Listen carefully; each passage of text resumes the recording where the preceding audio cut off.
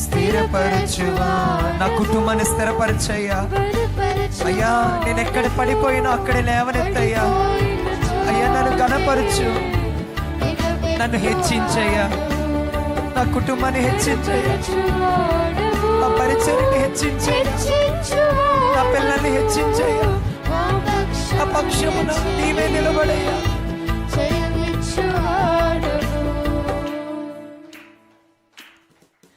ఏమైనా చేయగలవు కదా, మొత్తం మార్చగలవు. నీ నామముకే మహిమంతా తెచ్చుకుందువు.